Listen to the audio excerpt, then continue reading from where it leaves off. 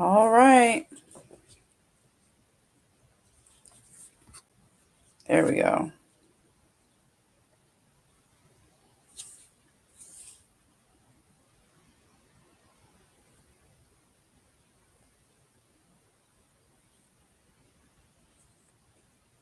All right. Yay. All right. So let me get this link to you guys so that we can hopefully get some people to join. See, it posted the link on my YouTube. It posted on Facebook, one of my Facebooks. It didn't post it in the group, so.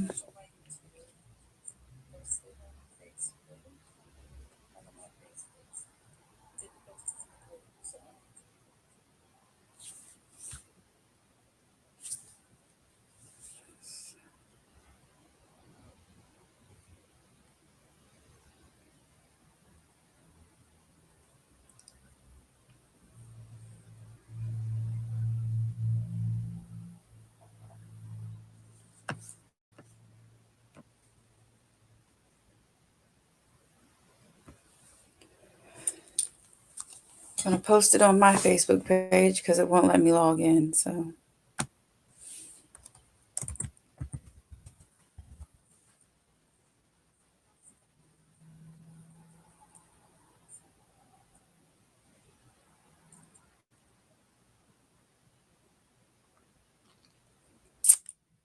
If you could comment, I see there's a few people on, we're on a few different platforms right now. So if you could post where you're watching from while we get people in.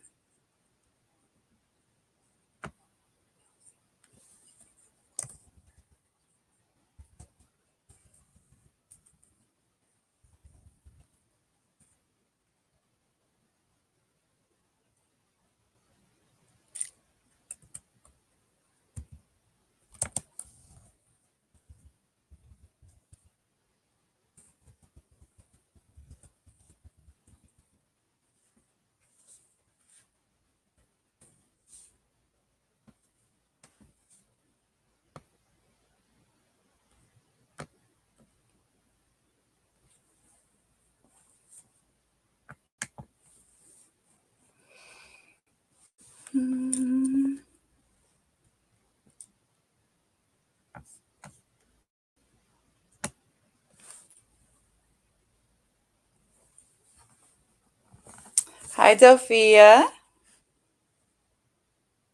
Thank you, sister, for joining. Mike, are you on still? I saw you comment.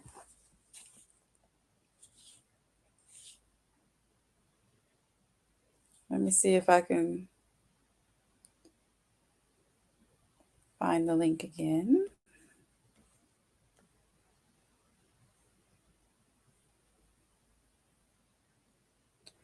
StreamYard works kind of funny. You have to do weird things in order to see anything.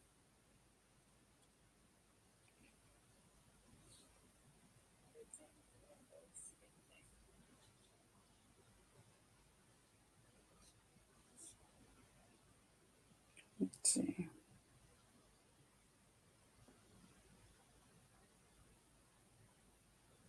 There we go.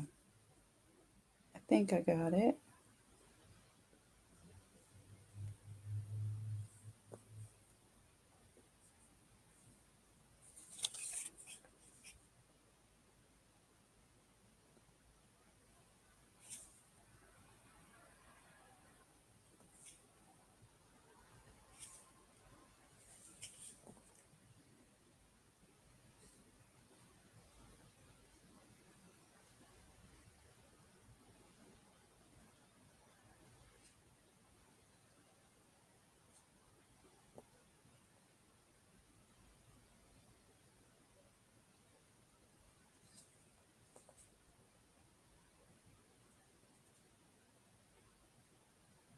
Okay.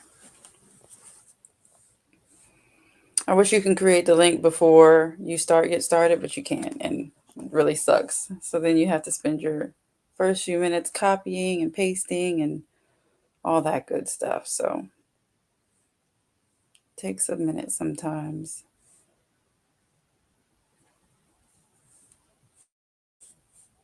See a couple more people joined. If you could comment where you're joining from. If you are outside of Ohio, which most of my friends are, but if you're outside of Ohio, if you could comment what state you're from, that would be great.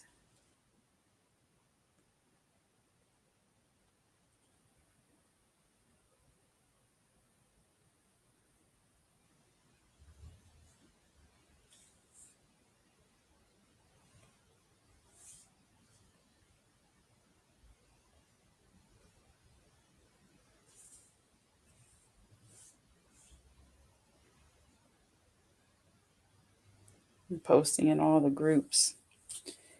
Takes a second.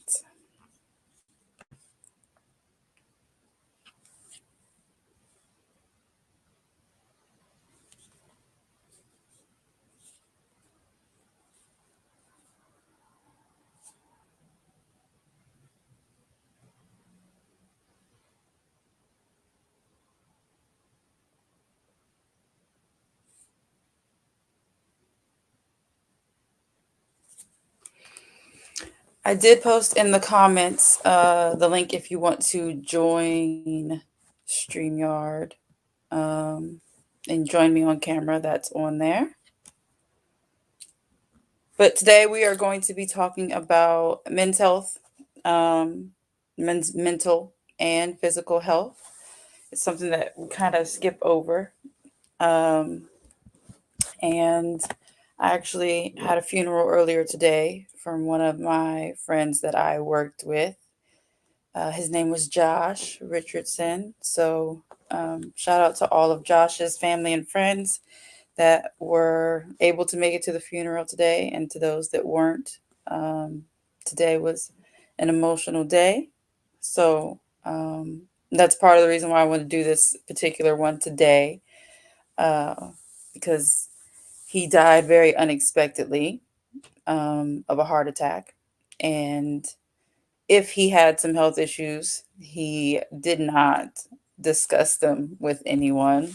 And so this is more of a space for if there's any men that would like to join, especially those that would like to comment about, things that go on with men that we don't talk about.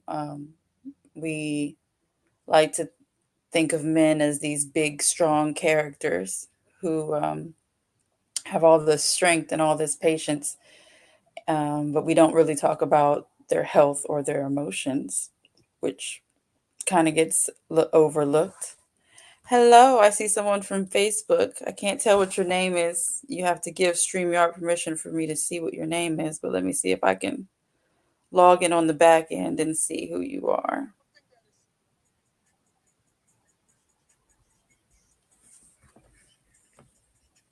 Ooh, I hear somebody. So let me see if I can change it to see who we're adding. Oh no, it's my phone. Just kidding. I all of a sudden heard some music and I thought it was somebody trying to join. It was not. So anyway, some of the things that I definitely want to get into are the emotional things, definitely, that men go through that do not, that we don't really talk about. We don't really, sometimes as women, we don't really encourage our men to have feelings. Hi, Cassandra. That's fine. I see that you're on Facebook, so thank you for being here. We don't really encourage them to have feelings. We don't really encourage them to talk about their feelings, really, not as how it relates to something other than us. So, what I've noticed, and I know that I've done it in the past, and I try not to do it anymore, is many of us want our man to talk about how they feel when it comes to us. when it comes to our relationship, when it comes to, kids and our future and that type of stuff. But we don't really let them express how they feel about other things. Um, we don't let them talk about how they feel when it comes to things that they need from us. Emotional support, the things that they go through, the things that bother them, things that keep them up at night. Sometimes men are kind of pigeonholed into being this figurehead where they have to be strong and they have to provide and they have to do all these things for us emotionally. They have to be our emotional soundboard. We come home and we tell them everything that went on throughout our day. We tell them about the girl who we don't like at work. But when it comes to them expressing things to us, we're not really listening, or we're not really engaged, or we don't even care, or we have created this aura around us that we don't want to hear it in some cases. We don't really check on our men emotionally. Sometimes it's more of a, oh, how are you? And he says fine, and we leave it alone. And when it's your man, particularly, you should know when he's not fine. And so, especially when he's dealing with some other stuff, we don't check on them as far as their stress level.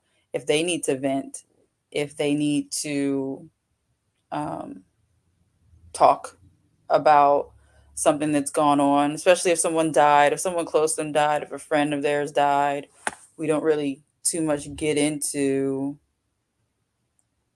how they really feel about certain situations. And some men don't feel comfortable expressing emotions, which just a thing. Some men just are not comfortable expressing emotions, or it takes a lot to them to get to that place. But that doesn't mean that we shouldn't encourage it anyway.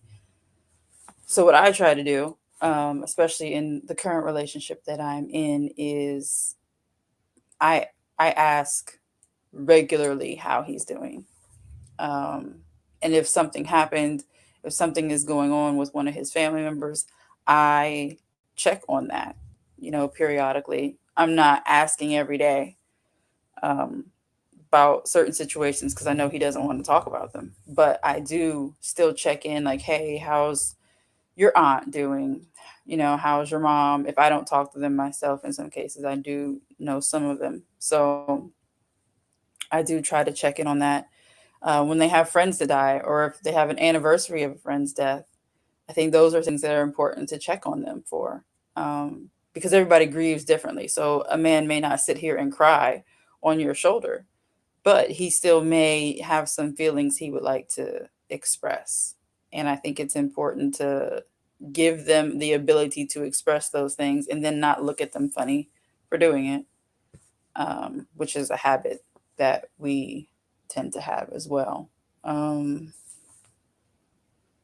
and then when it comes to their health, especially in our community, Black men just really don't go to the doctor at all, um, for various reasons.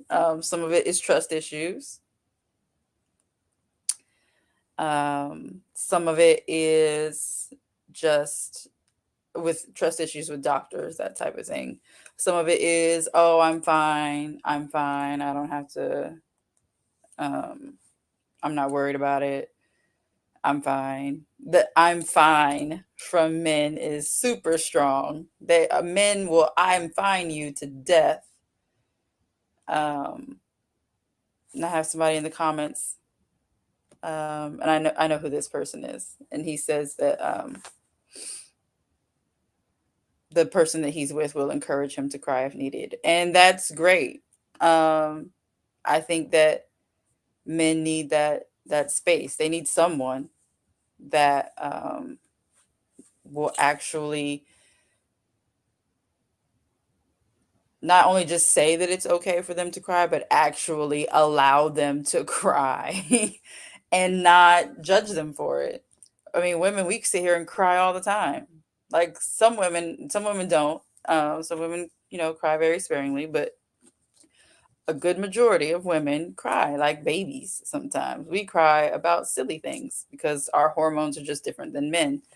And so I feel like if we are going to cry to them about all these things, especially when it comes to something they're not doing, we cry to them. We should also make it a safe space for them to at least express emotion.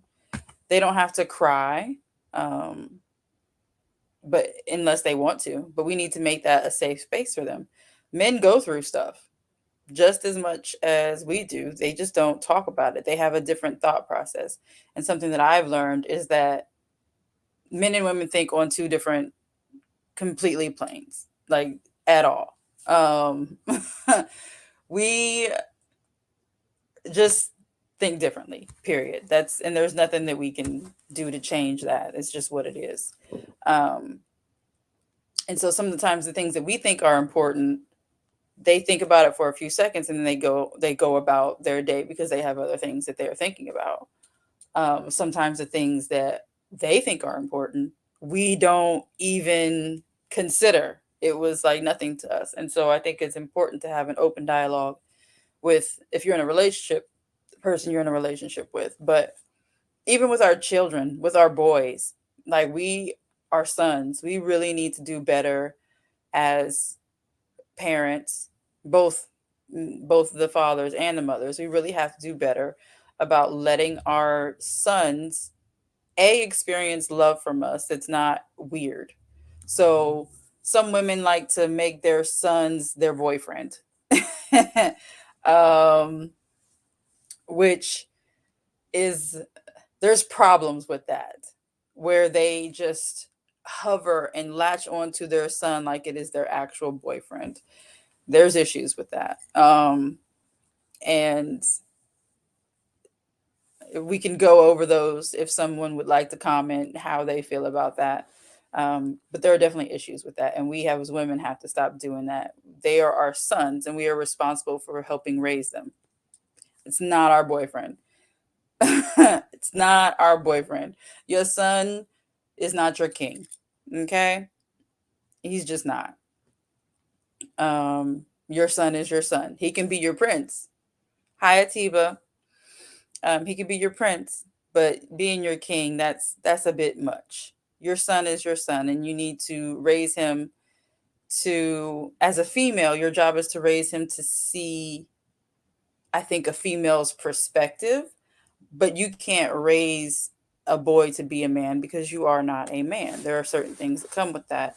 And my mom and my dad were not together, and I spent most of my time with my mom. But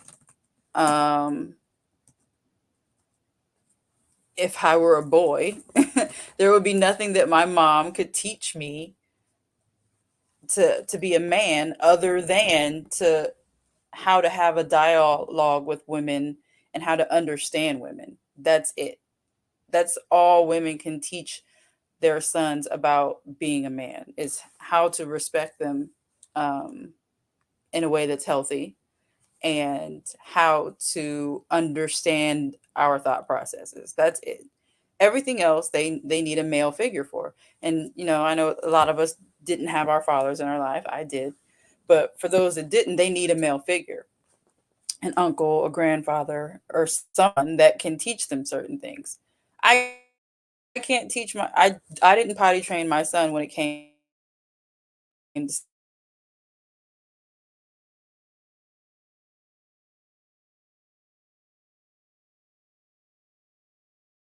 let me read some of these comments real quick. So Ron, he says, as a pillar that holds you, sometimes we need that too without being called weak. Yes, men definitely need to be able to express their feelings, especially in their relationship. Men need to be able to express their feelings to the person they are in a relationship with, especially if you live together and you have kids together, and not be called weak because you have feelings, because that's goofy. Like I said, women, we cry all the time. We talk about that's all we do is talk about our feelings sometimes. And we're not called weak. So why are men called weak for expressing feelings? That's one of the goofiest things I've ever heard in my life. But that's what society has gotten us to do. Mike says, minus funerals, I don't think I've ever felt comfortable crying in front of my significant other. I also don't complain. So, Mike, do you think that that's just because of how you were raised? Like, would you like to change that? Like, do you feel like you can't complain or you don't complain? Because those are two different things. Neil says, my son, on the other hand, I encourage him to express himself, but I'm also there daily, so I let it be known that mom is my woman, not his. He can't run her around. Yes, that's funny. So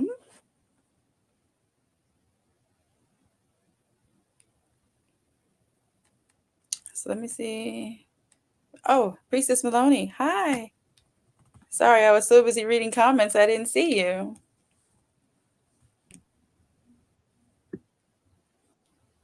There we go. Yes. So if anybody would like to send donations, my Cash App is Enchanted Vibes LLC. I just got it, so I actually had to look it up. I've had a couple people ask me for readings, so I ended up having to start a Cash App just for that reason. So Enchanted Vibes LLC is my Cash App. I know that there is a way to put it on here.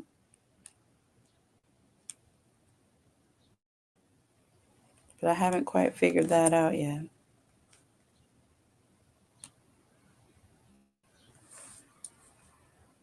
There we go. There we go. All right. Mike says, I think it will come back on me in some form or fashion. So I don't. Okay, got it. And yes. And that's unfortunate. I've had guy friends who have told me about situations with, whoever they were with, and where they would talk about something, express their feelings, everything was good. And then later on, there was an argument about something else. And that was the first thing that was brought up, which is also crazy to me. It's like throwing it in your face. Like, aha, you had feelings once. I'm going to throw it in your face now. And that's also like one of the worst things that you can do. You can't Women have a big problem with this. We want our men to express emotions when we want them to express emotions, and then no other time after that are they allowed to express emotions, especially in regards to something that we are doing. Like, yeah, oh, someone died. Okay, yeah, you can cry then. That's fine. One of your friends pissed you off, or situations outside of us. Oh, we can talk about that all day. But with women, unfortunately, what happens is when the situation is just about our relationship and we express all the things that we are unhappy about, the second they say what they're unhappy about, we just like shut down, which we can't do. It is absolutely imperative, especially in a relationship, that we as women give men the same energy that we require from them. I'm going to say this again. We as women need to give men the same energy we require of them. Make sure everybody got that. I don't want anybody to be confused about that. There's quite a few people that are not on here for reasons because they don't want to talk about it. And it's not the men, it's the women. Women don't want to be accountable for making sure that our men are good. And that's another thing that is very unfortunate. We as women need to do better at making sure they're good. We can't scream from the mountaintops that men aren't protecting us when we also aren't protecting them. And protection comes in various forms. There is the type of protection where, outside protection from other people, you know, defending your relationship, defending the person that you're with. There's that type of protection. Um, but then there's also just like an emotional protection, being there when somebody needs you to be there emotionally, being the shoulder to cry on. If it gets to that point, you have to provide that same energy that you want in your relationship. That is beyond important, and very essential in relationships. Sorry, I'm reading comments. But back to what Mike said, how he encouraged his son to express himself. That we need to definitely be teaching our sons that it's okay to have emotions, that it is okay to be upset about something, and it's okay to have standards. I have a 13-year-old son. He's going to start dating here very, very soon. I don't want him to be in a relationship where he feels like he can't say what he really needs to say. I don't want him to be in a relationship where he feels like he has to give, give, give, and not really receive the things that he needs back. So that's important to me. And with both my children, but especially with my son, I express love to him in a healthy way. I hug him all the time, but I allow him to be a child as well. I don't expect, I don't treat him again like my boyfriend. I don't do certain things. The things that I've heard women doing with their sons is like absolutely crazy to me. It's kind of like, I don't want to say cock blocking, but sometimes it is. Like, we're all very protective of our children. We all want to make sure that our children have good and healthy relationships. But some women really go out of their way to sabotage their sons socially and in relationships. I'm not sure why, because I don't have that particular perspective. But something, especially in our community, especially when it comes to single mothers, we really sabotage our sons somewhat sometimes with the way that we raise them. Um, and men do too, with not allowing them to cry. And I know that some men, especially the some that I see on here, they love on their sons, right? They hug them, kiss them, tell them they love them. They have real conversations with them. But there are a lot of men who, um, I don't want to say this, but toxic masculinity, where they don't encourage their sons to express feelings. They don't encourage them to um, seek balance in relationships. They tell them, you are the provider, you have to do this, these are the rules, that's it. And that's really all it is. They don't really get into what it means to be emotionally fed by the person you're with. Women, on the other hand, we always are demanding that, men be our emotional support and consider us and consider our feelings and all these other things, but we don't consider their feelings.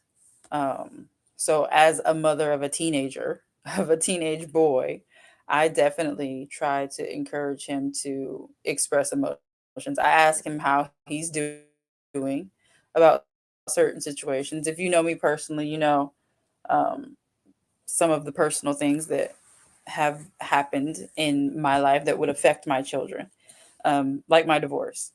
And so I made sure, because my son was the oldest one for sure, and he definitely had a better grasp of what was going on, I made sure that I talked to him on a regular basis about what he felt. And when it seemed that my conversations with him weren't helping, I put him in therapy. Therapy.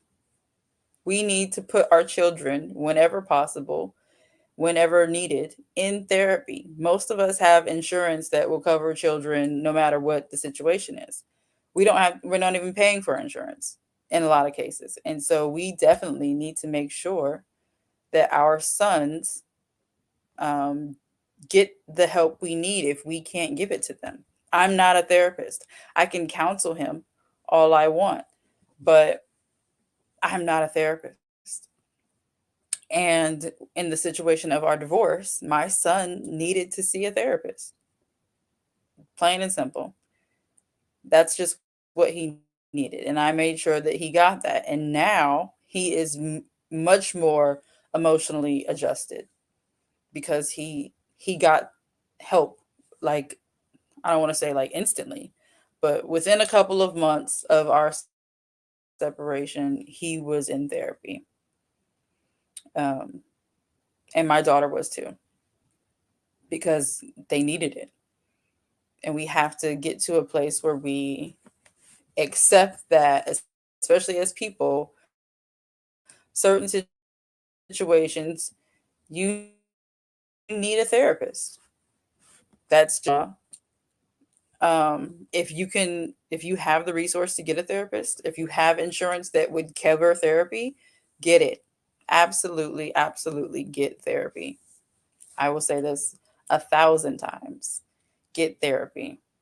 I need to find a therapist myself for sure. Uh, they always have therapy for children available, but finding therapy for adults sometimes is a little bit more difficult when it comes to insurance. But please, please seek therapy. Hello, Rose. So I know there's a couple men on here. I see like 5 men. So if you guys can comment specifically about situations that you've experienced, both negative and positive, a situation where emotionally someone had your back, or emotionally where someone didn't. Either one is fine. Um, there's quite a few. Yeah, there's quite a few people in here now. It keeps bouncing back and forth. Um, so yeah, I just want to hear from you guys. If there's anybody that would like to hop on, I will post this in the comments again. Let's see. Join the stream. There we go.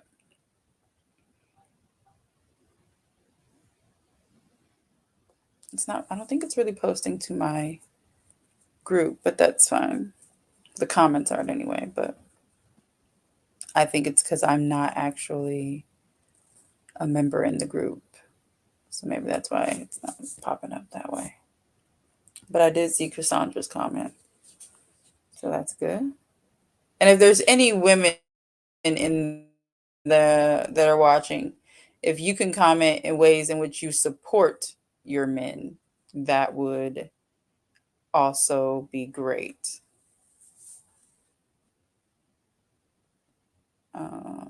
But like I said earlier, I know for me personally, I definitely check on the men in my life when I can, especially if something has happened. And while we're talking, I definitely talk. I just was at a funeral today. So um, that is a situation where most of us are accustomed to seeing men express their feelings. When it's a funeral, we're used to seeing them cry, and we don't really question it. We don't. Um, we don't even really talk about it. So after that, I feel like that's where a conversation needs to happen. There's the funeral, everybody's crying, okay, but then a couple days later, we still need to check on them because we expect them to check on us. So I'm gonna be be reaching out to a couple of the guys that were at the funeral with me, just to check on them emotionally to see how they're doing, because men go through so much and are expected to be these unmovable figures, but they need to be able to express their wants and needs and their emotions. And particularly in relationships, men definitely need to be able to express what it is they need from us.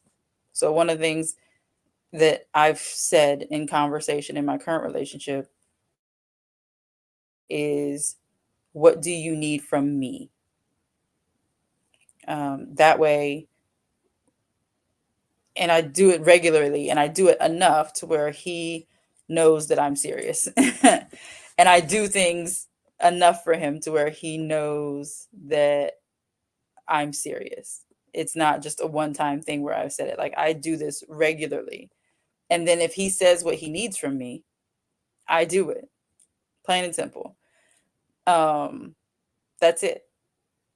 I'm not going to argue about it. If he says, I need you to do this, I don't want to really give any examples because any example I give would be personal. But if he says, I need you to do this, or I need you to work on this, or I need you to stop doing this, that is something that I try to do on a regular basis. I agree the idea of therapy, but science of therapy in this society is not good. Therapy amongst people that are the parties involved can be the only way to go. Yes. And if you can't afford therapy, I would definitely suggest talking to someone that, I'm trying to think how this is. So at my job, one of my jobs, at one point I was a manager. And so if you've ever been a manager of people, you know that sometimes you become a therapist for their personal situations. And so a lot of times, if I saw someone struggling, I would pull them into the office, like, hey, let me talk to you. Um, or they would pull me into the office and say that they needed to talk. And then so you just have to create that space for your friends. And so if you can't afford therapy, I would highly suggest, even if you have a peer, like, men should be able to talk to their best friend. Men should A man should be at least able to go to his best friend, whether that be a male or a female. And yes, men can have best friends that are female and have it be completely platonic. Don't be like that. They should be able to go to a person and express what's going on. And I know that, I'm not a man, so I don't really know what goes on between men to men relationships. But I know with female to female relationships, we will tell our best friend everything. We probably tell our best friend too much in some regard. And I feel like men should at least have another man that they can go to, at least one. There should at least be able to be a dialogue about what is going on with them. Men should definitely check up on other men. I will tell you, the person that I'm with has such a wonderful relationship with a particular group of guys, but one in particular. Like, he will stand outside and make sure he gets in the car. He will call and be like, you good? Like, if they're out and they're driving, or not driving, but if they're like, if they go out to, a restaurant or whatever, or they do something as a group, there's one particular person that will check on people to make sure that they got home. And I think that is fantastic. The other day when I saw him, I was just like, when I saw him waiting to make sure that he got into the car. I instantly knew what he was doing, but I didn't say anything, but I knew what he was doing, because that's something that many of us do with our friends, especially females. For sure, my female friends I always, make sure they get in the house before I pull off. If I drop off anybody, male or female, I make sure they get in the house before they pull off. That's just what Hi. I do. I'm adding lyrics, Hi. sister. I miss you. How are you feeling? I'm feeling great.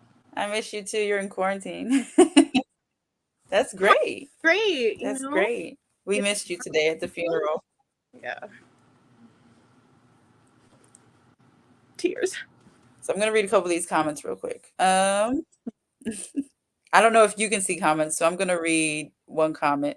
This is from Chef Justin. It says, "Damn, in all my 35 years of life, I think I've had 2 women who actually cared about my mental health."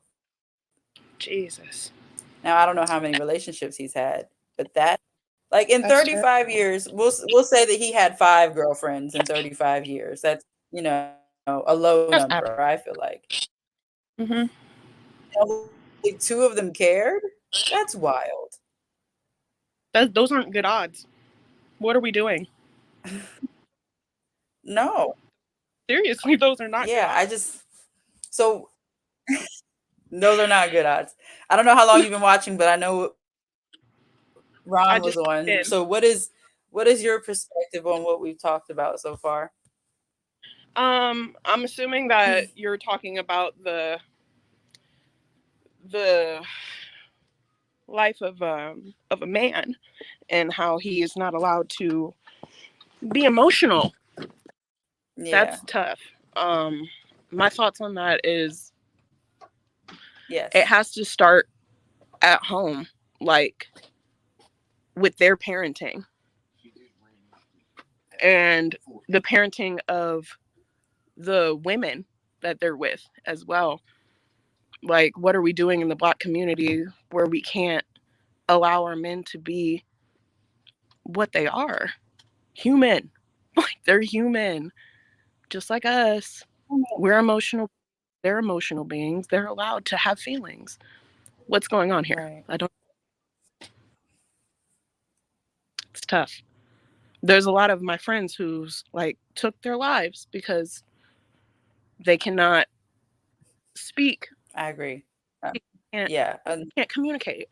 That's awful. That's my position. My It position is is. we need to be as I open with them as we are with our sisters.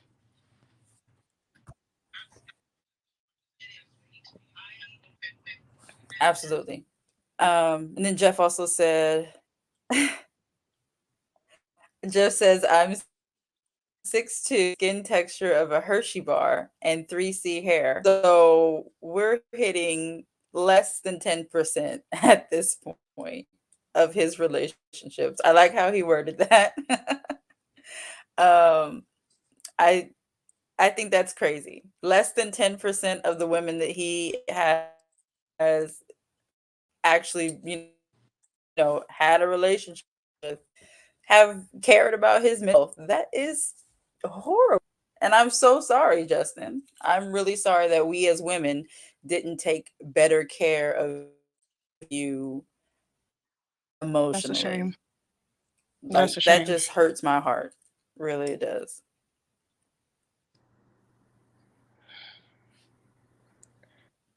I'm telling you. And then see, Benevolent King says, "I believe the only people." He says, "Like in your case, talking about your divorce, your son would be better served being able to talk to his parents, whether individually or together, for mental issues." Yeah, I think that is a thing, and we did talk about it in many cases. But when he's acting out in school, no matter what we talk about at home, I feel like that is when it's time to get another person involved. We can't, when it comes to therapy, there are right and wrong ways to do therapy. You're absolutely correct. But when you do try to be that sounding board for your children or whomever, and when that doesn't work, when you no longer know what to do, you have to think outside of yourself. You can't gatekeep their healing. Right. You have to let a professional take care of that in some cases. That's I'm not going to gatekeep my child's healing and say I'm the only one that knows how to make him heal and I'm the only one that can get through to him. No, I'm not. He's going to have hundreds of people in his that are going to affect him as a human being. Who he becomes as a human being will have less and less to do with me over time. And so he needs to feel comfortable expressing his emotions in all situations with anybody. Yes, he feels comfortable with me, but if it's about me, how can he's not going to feel that comfortable because I'm his mother and he Right. may not feel like he wants to pick sides. So he doesn't want to talk to me or his dad because then that puts him in a situation where he may feel like he has to pick between the two of us. And I definitely don't want that. So at that point, he needs to talk to someone can really who has dealt with the situation, understands child psychology, and can really help him. And I think sometimes I don't know why we do this. I don't know why we gatekeep our children's healing like that or anyone's healing like that. Like sometimes you just need freaking help. Yeah. Period. Professional help. I think everyone needs How professional do you help. feel about children in therapy? I have children in therapy, so yeah. Yes. I think it's absolutely necessary, especially as they're going into their teenage years. And with the things that have been happening here, Corona Denise is unforgiving, okay? She's not here for play at all. So when my kids went into quarantine, I started noticing changes in their behavior and how they would react to certain things. So I I definitely was like all in their face, like, hey, are you guys okay? You know, talk to me if you need. And then that's when I realized I was like, maybe they don't want to talk to me about this. Sometimes moms will overstep a lot of boundaries, whereas professionals, outside source, third party information, you know what I'm saying?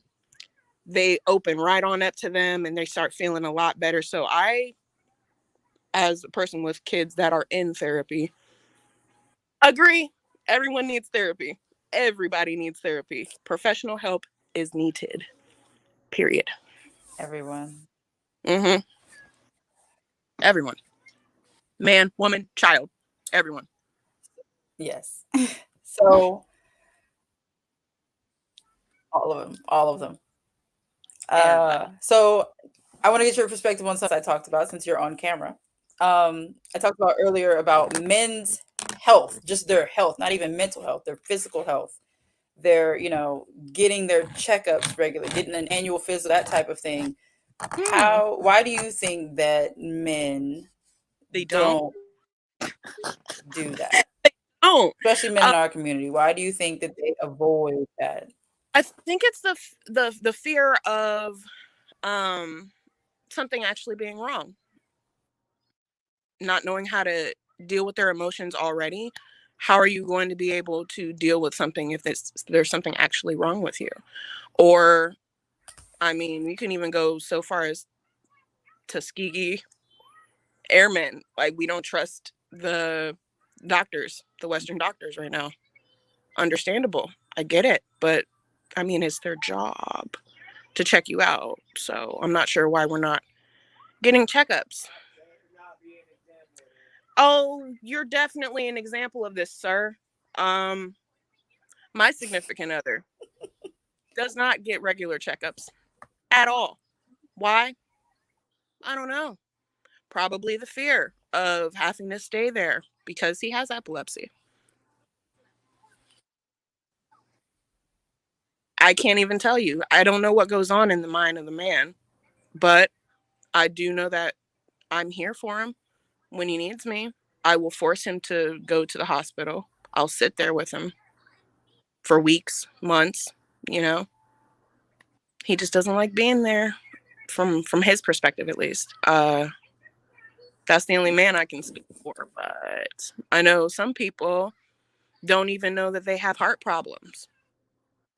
Unfortunately, we just lost a friend because they don't go get checkups because they didn't even know. They didn't even know they had heart problems. So that's my stance. Why aren't we doing it? We're acting like children. let's do it. So I'm going to read a comment real quick. Yeah, please. Yes. I'm going to read this comment real quick and then see if your significant other will weigh in himself, since he's sitting right there, but we'll wait for that. So Benevolent King says, I'm currently in prison where mental health issues are real bad. In regards to your comments, in my whole 15 years, I've been able to my grandmother, aunt, cousins, very soon in the hospital and not coming out. Oh. How do you I'm trying to respond to that? Let me see. Which comment? Let me see. Okay. Feels like if I'm down. Can you see? So I can see all the comments at once. Yeah, you can. I figured But out. Ron says, because it feels I'm down or out, everything I've built will start to fall apart. So yeah, but what I'm getting from this is that men won't go because they feel like if something really happens to them and they need to stay, then everything crumbles. there's no one to pick up their slack.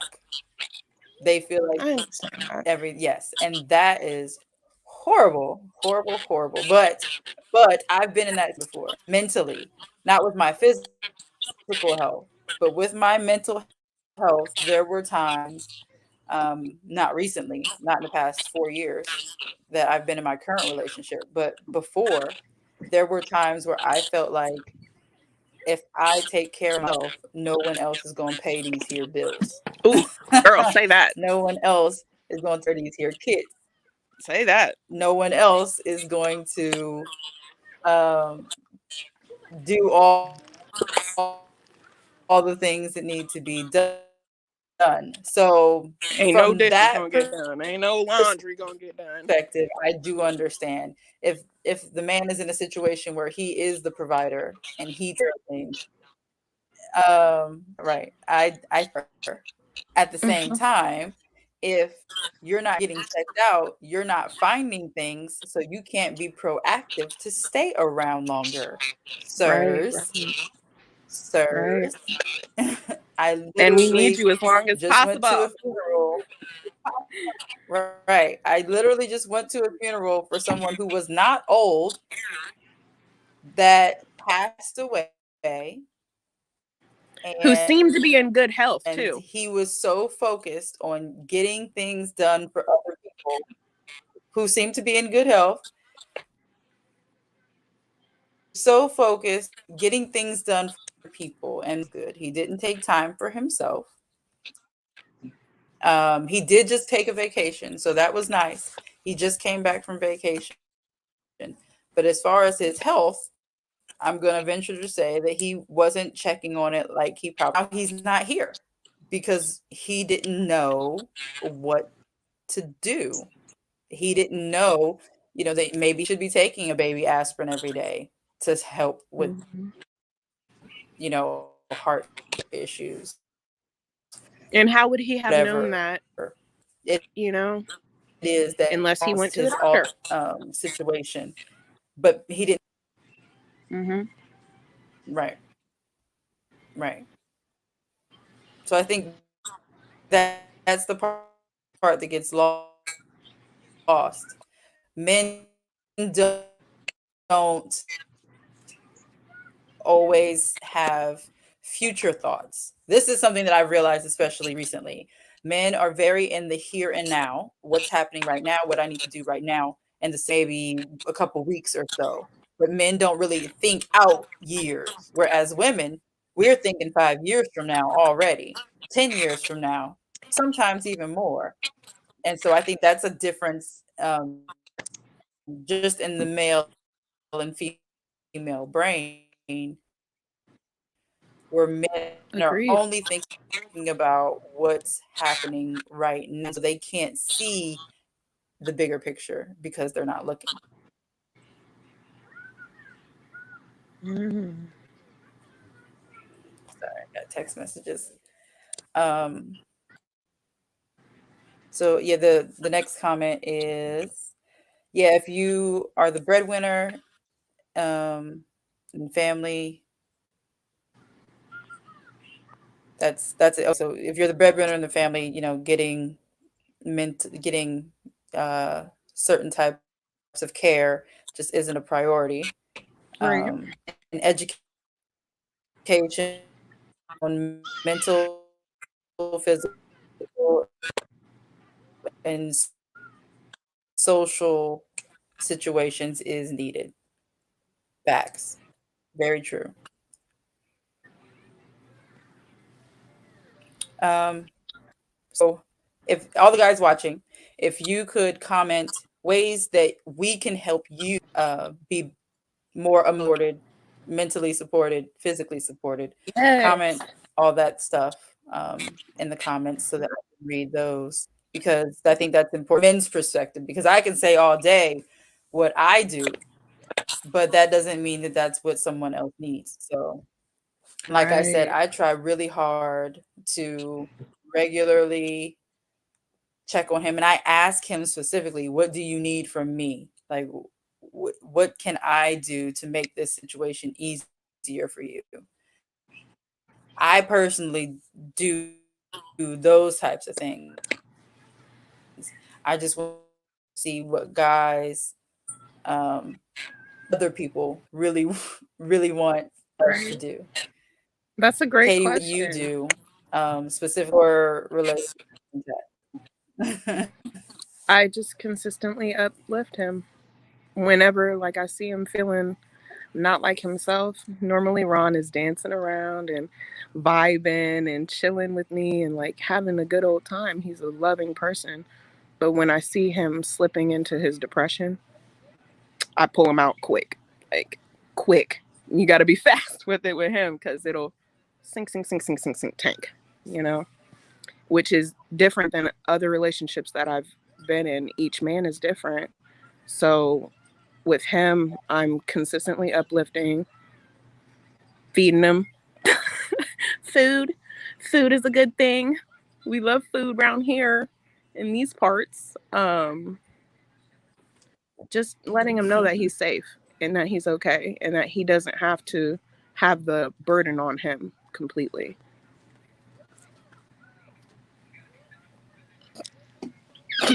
I think that's wonderful. Girl, what are you doing? Hi. Here, baby. Come here. Come on, munchkin butt. Yeah. The whole family's in on it. I love it. Come here, munchkin butt. And I think that's important too. Listening and not responding. I think That. sometimes we tend to like give advice and we don't really need to. Just listen. And again, something else that I started to do was after he's telling me, you know, what's going on, I'll ask him and I'll say, do you want my advice or you think you're good? And if he says he wants my advice, I'll give it. Or if he says, nah, I'm good, then I don't give it. Sometimes Him talking about it and working it out that way. they don't want another thing to think about. They just needed to get it off their chest. They don't, Right. but like the act part, yeah, yeah, they just need to express in the moment how they feel, and then they're fine. And sometimes I think we need to know the cutoff on help and know when to just let it be until they they say that they need more assistance. I think we try to force help on them sometimes, and that also isn't necessarily what they need from us. But I'm we definitely a fourth try to helper. handle You it need the me, you wrong need way. me, you need me. That's me. So yeah, I think that is something that we need to work on is the just listening part. And I've learned to keep my opinion to myself sometimes, especially if it's a situation that isn't really my business and he's just venting. I don't want to interject how I feel about the situation sometimes. So I just sit there quietly. I acknowledge his feelings and I say, I'm sorry you feel that way. And then I may say, is there anything that you need me to do? And if he says no, then I'm not going to give my advice. I'm shut up. Because if he I'ma needs just me to listen. do something at that point, he can tell me. Like Right. he can say, "What do you," if he says, "What would you do?" That's when you can give your advice. But if after somebody vents to you and you say, "Is there anything I can do?" Leave it. Sometimes don't be overbearing with help. It's a fine line. Yeah. Very fine. And I'll be crossing it every day. Oh, I miss talking to you. You're great. I miss talking to you too. So someone, I can't see who it is, says, I met my husband in 2010. He lost mom, sister, and brother between 2005 and 2007. I know he is still grieving. He is a wonderful father and husband. He was and has been rock. Even to me line up my son's beard as I was braiding it in the funeral home.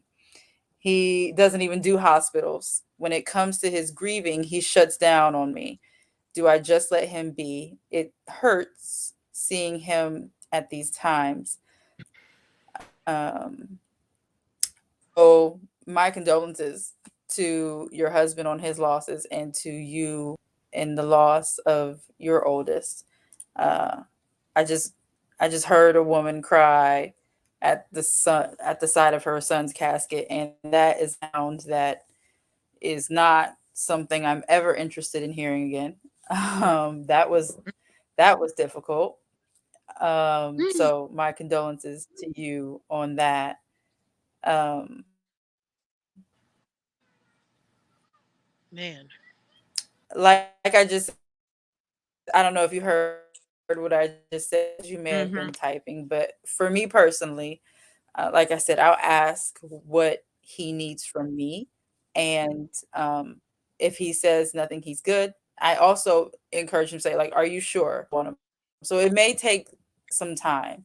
You can ask a couple of times, but I wouldn't give unsolicited advice. I guess that's kind of where I draw the line. I'll ask repeatedly, "Are you okay? Do we need to talk? Is there something you want to talk about?" But I'm not going to be to the point to where I'm like, people process situations. So that would be my personal advice. Katie, how do you feel about that? I 100% agree because with grief, everybody shows that extremely different, and I personally like to be left alone with my thoughts. Um, so he might be doing the same. Ask, yeah, definitely ask if there's anything that you can do to make it Right. better Yeah. for them.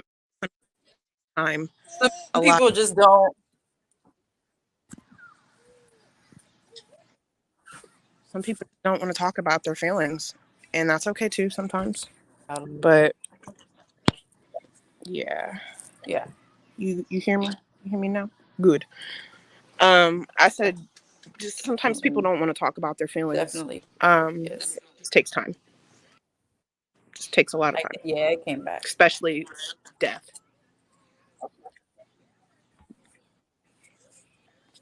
Yes. Right. So Justin says, my best friend, oops, I forgot that I can put these up on the screen. My best friend was murdered.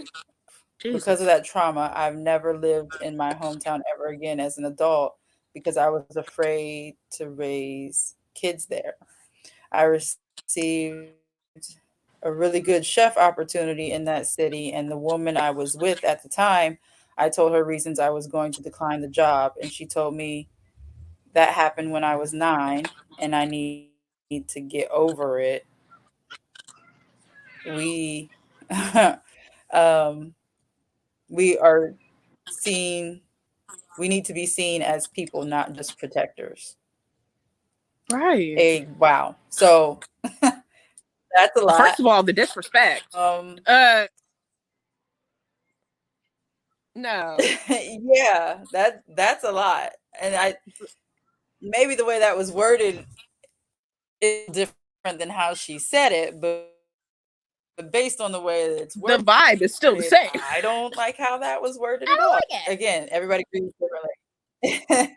And trauma comes up years later. I literally cried yesterday almost 3 times, 2.5 times. I cried yesterday because something came up and it reminded me of old trauma that happened 20 years ago. So I wouldn't say that's definitely the best course of action. Now, maybe working through the trauma, maybe asking you how you could get comfortable again and how you could move beyond that trauma. That's the thing. Helping you move but getting over it, that I think that is a very poor choice of words. Yeah, that Because was you don't rude. have to get over anything. Right.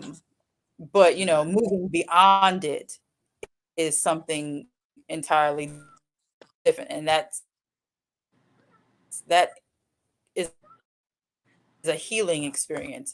That's healthy healing when you can move beyond a situation and in spite of a situation still do things that will be beneficial to you. But getting over it is a very terrible usage of words there. Girl, I would not. Us women make me mad Absolutely not. sometimes. Yeah, right. Oh. I know you saw my face when you read that. I said, girl, absolutely not. Yeah. Who says that? Like, yeah, that's insane. That's insanity. The least she could have done was, is there any way that I can help wow. you? Like, Just wow. wow. Okay. We're not doing good. Right. As women. Are we just not doing well? Are we not? Yeah. So I'm sorry, Justin. No, I'm really seriously. sorry. And I'm gonna say no, Katie. We're not doing well. Obviously. We're not doing well as we definitely need to change how we deal with our men's mental and physical health in more positive, healthy ways. I just that blows my mind. I'm still beside myself with that. I'm Wow. actually disgusted. Like, you don't tell somebody that about their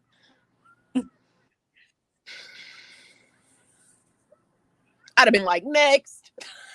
I don't care if he was 60 and it happened. I don't care if it happened 50 years ago. Trauma is trauma. And especially if you're in a situation where you feel like you are part of the reason why someone died, that's not something you tell somebody to just get over. Like, that's like, oh no, let's talk about this. Tell me what happened. From your perspective, what happened, and then encourage the person that it wasn't their fault, but not get over it. I just The disrespect me. We're not doing well. I really thought we was doing okay. Wow. You know? I really thought we was doing okay, but apparently not. Apparently not. But you know what? There's also something to be said about what men deal with and what y'all put up with. Like, I would not be putting up with that. Absolutely not. Absolutely not. But I think so. Here's the thing. I know you've seen this meme where it says the relationship is only in jeopardy when the woman is unhappy. Ooh. And I feel like because men are taught to not show emotions or show care or show what they need, they just like bottle that up. And I'm gonna say that that's part of the reason why infidelity is common. It's not. I think we'll just go ahead and talk about it. When it comes to cheating, I think men cheat emotionally more than we think. We always like to cast this broad shadow of, oh no, he cheated because she looked better and blah blah blah. But I've seen some of the women that y'all have kids with, Ooh. and some of the women that y'all have had sex with, Ooh. and they're not the best looking.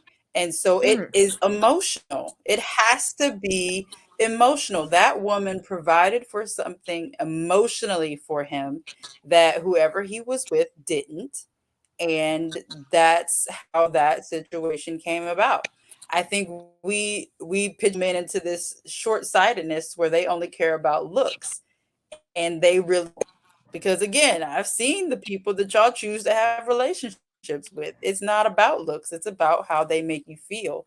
And so I think that requires some acknowledgement as well, that men are actually emotional creatures in a different way than women. And when their emotions aren't met, they just the same women do. They're just quiet about it. They don't force session like, no, we need to talk right now.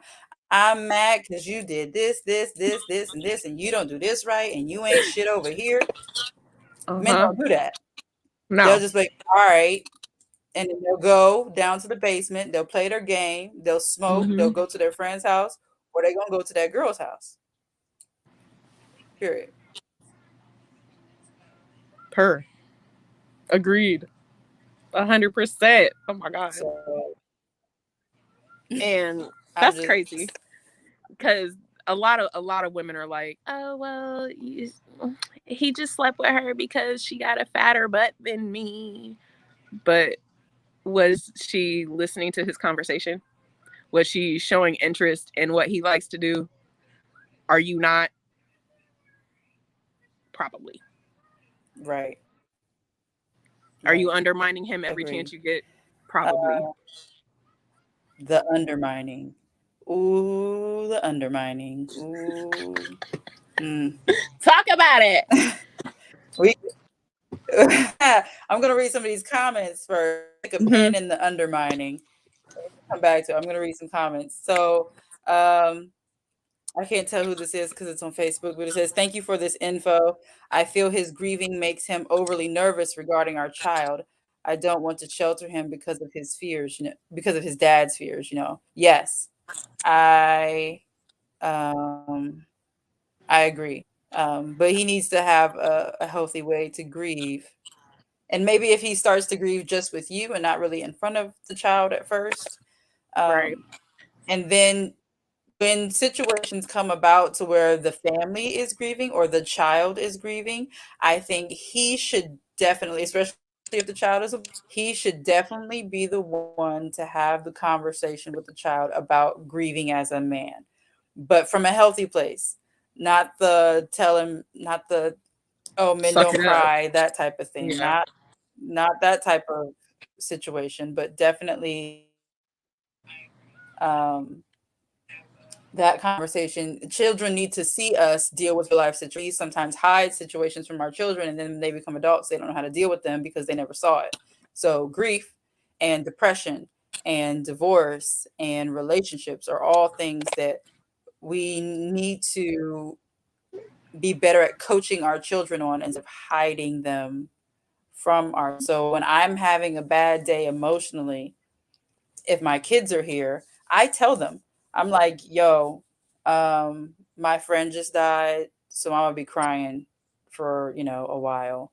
Or emotionally, I'm just not stable right now. Quietly in the room with them while they do all their little things. but I try to make sure that they actually see me in situations so that they learn that they're okay to have those feelings and emotions and, try to get past them. Again, that's just something that I do. I'm very open with my kids as well. Right, right before I left the first time, you know, I had a little grippy sock vacation. They were very much aware of what was going on. I mean, how could they not? And I was very open and honest about how I was feeling with them, especially my son, because he seemed to be the one that cared the most about my mental health and what was going on with me. So I told him, and he was like, I have those anger feelings too. And I'm like, well, what do you do? And he was like, I sit in my room alone. I said, why don't you try to do something creative, like drawing or singing or dancing or even going on a walk, being outside, showing him some of the stuff that I was doing to get over how I was feeling really helps with him too. So, and it got backed up by the professionals when you get them in counseling. That's important. Because I'm in counseling too. I Full think circle that's moment. fantastic.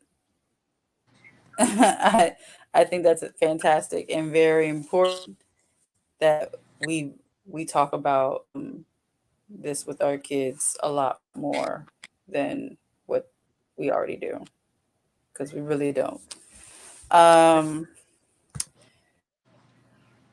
King.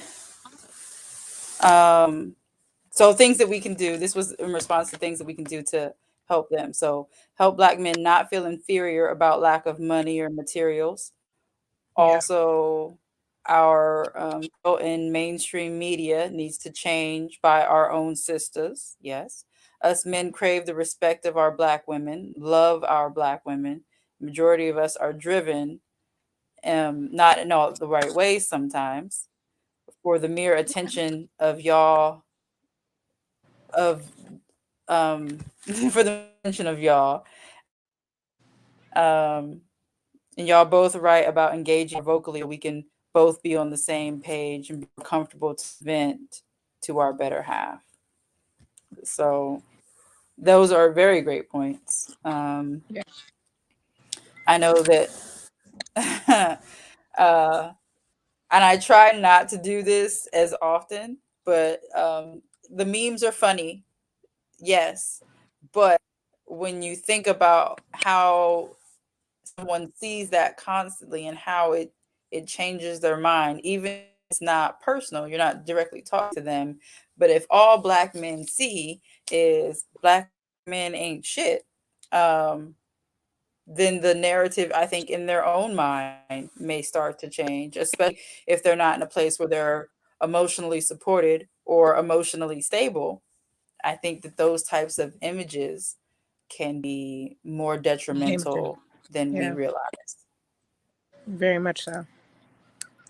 And not just to the men, but to the women too. We're consistently seeing it. So imagine a teenage girl looking at this. Okay, obviously Black men ain't shit. I'm not going to get one. Even though my dad is Black and I see him working hard and I see him doing things for me. I'm not going to go with that. I'm going to go get me a white boy. He's going to take care of me financially. You know, it's detrimental to everyone.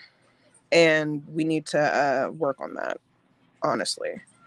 Because I'd be damned if somebody bring never mind, I'm gonna leave that alone. I'm gonna leave it alone. But all I know is that the girls need to work on their vernacular when it comes to Black men, period. I agree wholeheartedly, 100%. 100%. Because I know I got me a good one. Yes, you do. Speaking of your good one, being told to suck it your whole life by the ones who raised you plays a lot into most men act the way we do. I 1000% agree. we beat men down about their emotions. We definitely have to stop doing that, because that whole suck it up mentality when it comes to emotions, I really don't even care what emotion it is or what the situation is. Being told to suck it up emotionally, I think, is detrimental to anybody else, regardless of what the situation is. Because especially when you don't really know what all that person is dealing with. And sometimes one thing that seems little, it is, kind of small, but there is also 20 other things at this person at once. Yeah. So don't know what is really happening. You see this one little part of a person's life, but you have no idea what demons they battle when they're not at work, when they're not, at the grocery store. You just don't know. And so I think that at any point, telling somebody to suck it up or get over it when it comes to trauma is absolutely not the right thing to do, ever. To piggyback off of that, the fact that they're being told at such a young age, like, this is the age where you're coming into yourself and you're learning how to navigate the world, and you're being told by people that you love and you trust, suck it up. Men don't cry. What are you doing? What are you doing? Keep crying or I'm going to give you something to cry about. What is that?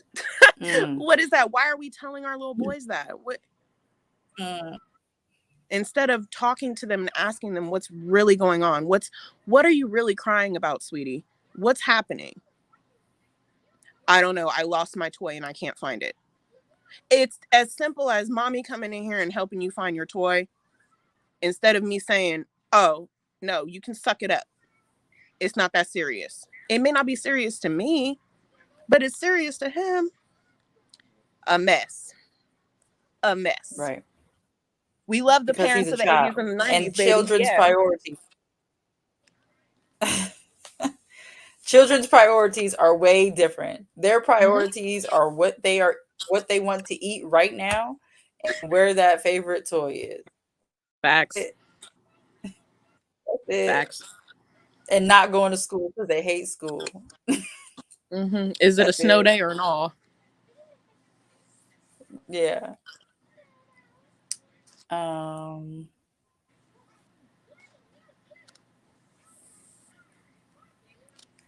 So the same person has been dealing with death. Her son passing. He says, when my son passed, he explained beautifully that it is cry, everything he doesn't do. So I think men sometimes are pillars, and they express for us, tell us, it's okay to do this, it's okay to do this, but they don't feel safe enough to do the same things. And I think that's something that we need to change. She said, my son told him it was okay because his brother was with our ancestors. I love. Yes. Love that. Y'all gonna make me cry and stuff. Whoever this Facebook user is, you have my heart, sweetie. You have my heart. Oh my goodness. Speaking of I actually favorites, have Facebook in order to see, which I keep thinking that I'm going to do that, and then I get distracted by reading these comments. So let me go in here so I can see that, so I can see the comments of the names. Okay, that's Kia. That's Kia Payne. Hi, Kia. So yes, Kia, we are definitely going to keep you in prayer. Yes. Benevolent King says, I agree, hide things, and kids don't know how to deal with that when they are grown. You're on the right track, Queen, by sharing with kids. Thank you, sir. I agree, parents. Oh, it's just the same thing twice. Ron says, and that coming from the women who raised you really plays with your mental. Again, like I said earlier, the way that women we are so weird when it comes to our sons. Like in some ways, women coddle their sons and they like treat them like they're their boyfriend and all that. And then at Weird. the same turn, we turn around and don't um, Allow let them them to be express themselves and allow back. them to be humans. Like we raise them to be aliens. Swear to God. Hi, little mamas. We raise them to be aliens Come on. and not let them express themselves even as children. And then they grow up into men who can't express themselves because the woman that raised them didn't allow them to express themselves. So if my mother doesn't let me express myself, why will this female who I just met a year ago allow me to express myself? My mom's known me my whole life. So what is this woman going to do different? That's Right. something we have to stop. Starts at home. Starts at home. How many men So in this Danielle, chat have sons? it says right.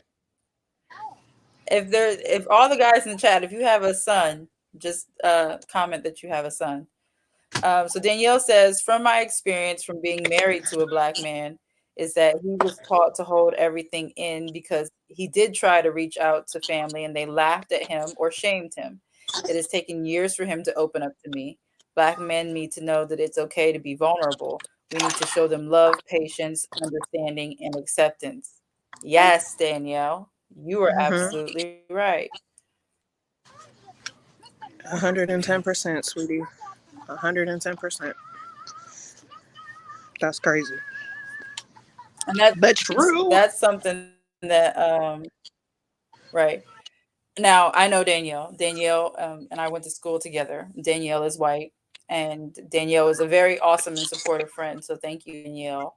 And I know she's been married to her husband for a very long time. Their kids are about the same age as my son, and I I think that the perspective from her is a little bit different again because she didn't grow up in a Black community, so she grew up in a situation. And I know that she has a twin brother, Tony, and I'm sure the dynamic that she saw in her family is kind of different from what we saw. So it may have even been like a culture shock for her to come into this relationship with a male, especially who it comes with its own baggage, and then be near his family, which again is a whole other situation, and then see the difference in how he gets treated with family compared to how her brother was treated within hers. And I think that gives her a little perspective. But I think that is worth mentioning that other cultures don't act like this. It's us. We are our own worst enemy in these situations. Now, does it come from, as last week's topic was, generational curses? And yes, I think it does because it's ingrained in us to be this way for various reasons that have nothing to do with us. But at this point, with all this knowledge and all this conversation that's happening, I think we have to take it upon ourselves to fix it because they're not going to fix it for us. Did they create the situation? Yes, but they aren't going to fix it for us. We need to work on ourselves for ourselves to make ourselves better for our community. They're not going to come into our community and say, here's a whole bunch of therapy and money, and this is going to fix your problems. Big facts, because we're still waiting on a It's not mule and some acres, baby. happening. Still waiting. So I think know. that we definitely Muting that. Laura, she's just angry. Like King says, realistically, majority of mental issues are situational. And I agree with Katie's comment about the seriousness of issues. And Ron mentioned in the chat that he does have a son. So, yes. some mental health issues are purely situational, and um, there's no one size fits all with these situations. Um, but having somebody to talk to, regardless, whether it's the person you're with, a close friend, or a therapist, I think everyone needs a person, a couple people really, but definitely at least one person where they can say whatever needs to be said and not feel judged or less than or like a bitch for, because that's what we say, um, Mm-hmm. to men, that Mm-hmm. they're acting like bitches because they have emotions. We really need to stop that. Yeah. Hi, Carolyn.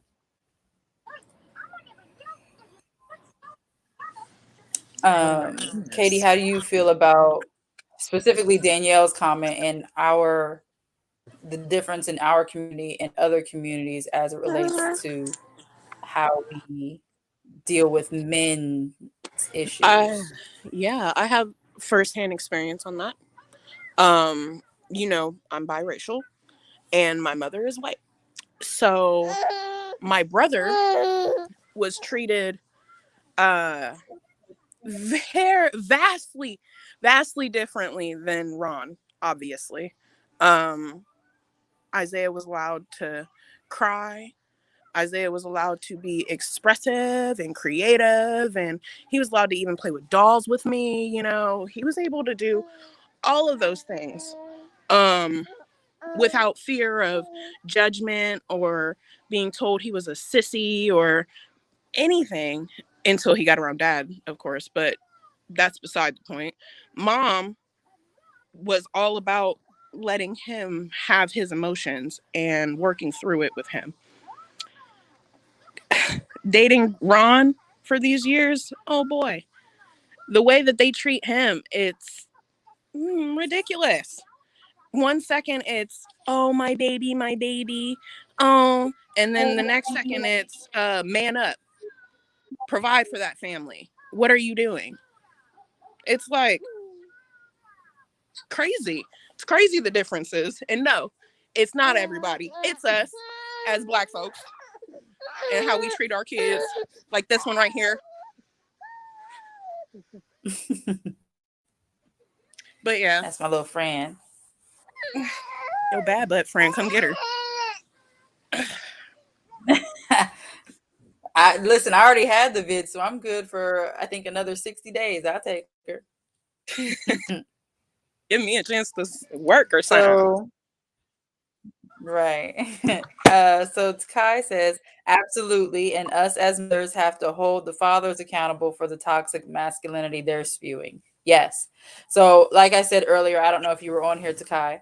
As a woman, we cannot properly raise a boy into a man. We can give them perspective as to how to deal with women. We can give them perspective as to how they should act in relationships, and as to how we think and why we think that way. I think that is important, but it's equally as important for men to stop the same trauma that they're experiencing. And some people don't know it, they don't know it's trauma. To them, it's just how they were raised and they're fine, so they'll be fine. But you're really not fine. You're traumatized and you just aren't accepting of that until something happens. And then you realize, oh, I'm traumatized. Um, but yeah, definitely.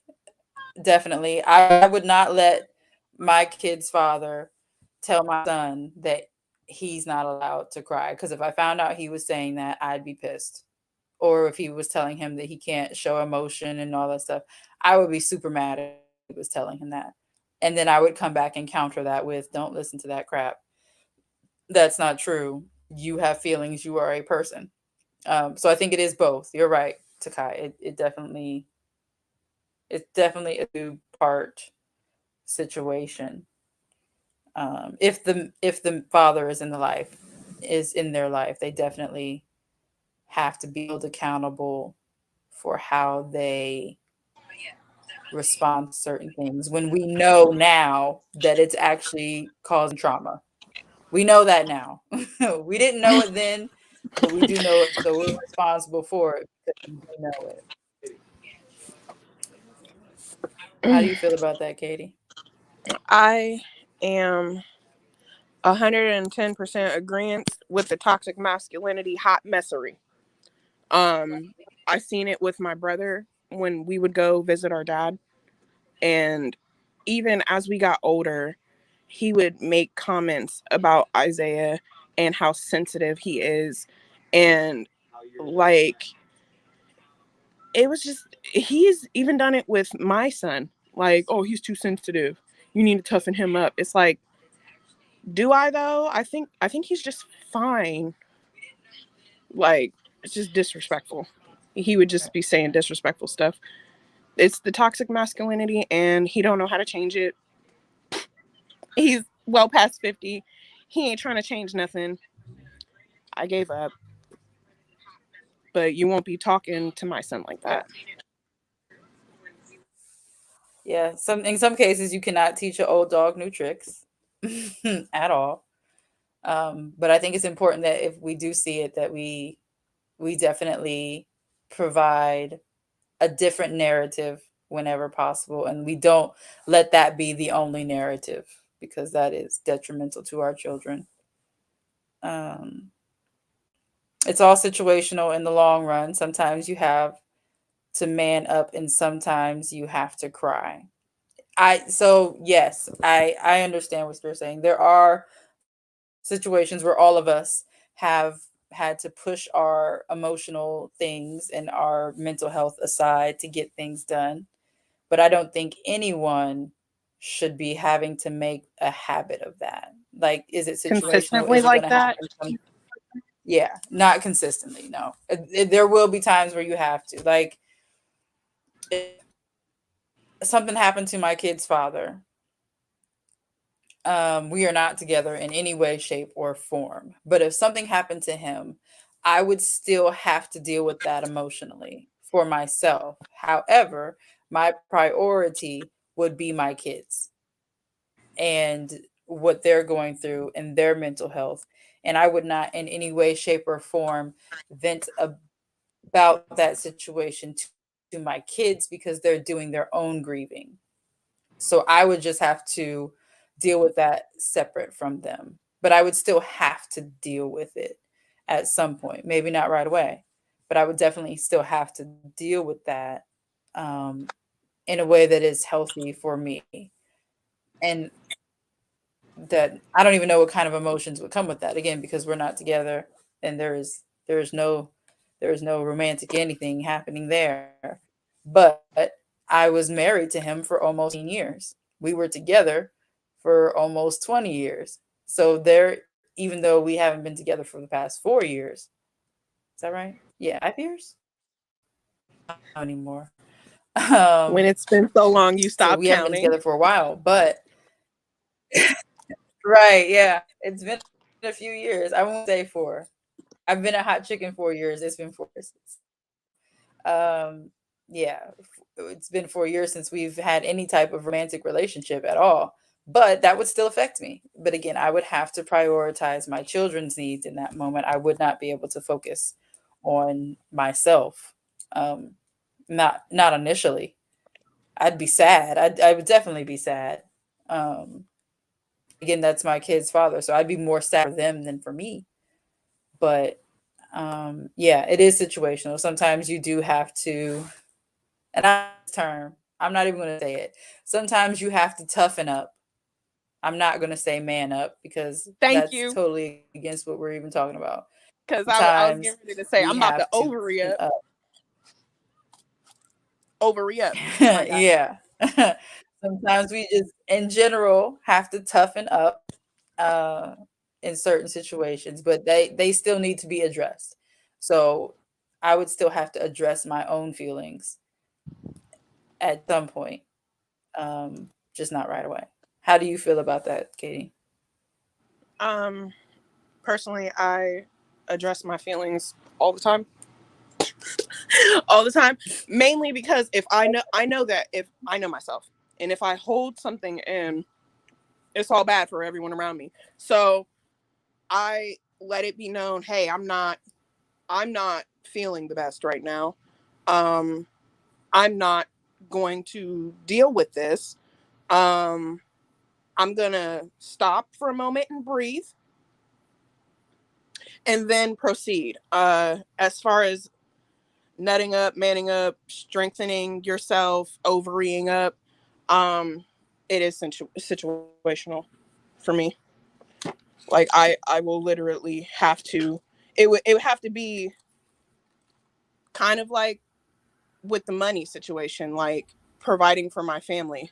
I know I have to do that regardless of my mental or my physical, however, whatever's wrong with me. I have to provide for my family. I have a family. But at the same time, I also need to worry about all of this, all of that, everything that's been going on with me recently. So I say all that to say it's definitely situational. I agree. I do need to voice my opinions personally.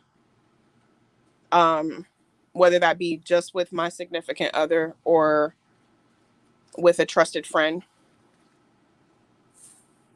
i.e. Miss Queen T. Love my baby. But yeah, I will look at this. Absolutely, but we should also remind them that we're allowed to go back and process those emotions in order to stay healthy. Period. Yes. I seen Yes. that comment. I seen that Yeah. one. Yeah. It's a YouTube. Yeah, that's probably why you can see it. I can see all the YouTube and Facebook comments. Oh shoot, we're on YouTube right now. So How yeah, YouTube? it's because I think it's going to. So we're on my YouTube channel. We're on my Enchanted Vibes YouTube channel. We're on my Enchanted Vibes Facebook, and then we're on the Arisa Hoodoo group live as well. So Hi everyone. the comments, I think, I think the comments you can't see are face. The ones Yeah. I think are coming from mine. Because I have quite a few people following, but there are some men in our Arisa Hoodoo group, so that there may be one. I think Benevolent King might be in our group. I can't remember.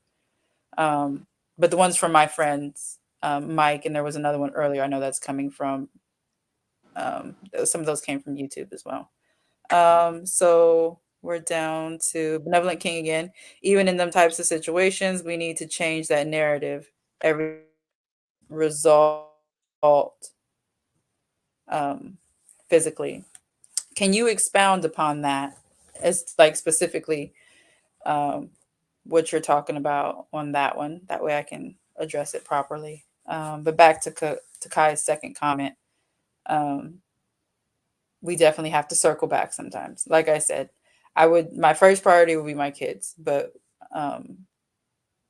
we need to circle back to that. And I think men need to circle back to themselves. Sometimes their first priority is us, or how their mama is dealing with the situation, how their kids are dealing with the situation, how everyone around is dealing with the situation. They're trying to be of comfort to everyone, but they don't then seek that same comfort. And I think that is the important part that men are missing sometimes, because women often will go to a friend or will vent to our significant other, but men don't necessarily circle back to themselves at any point.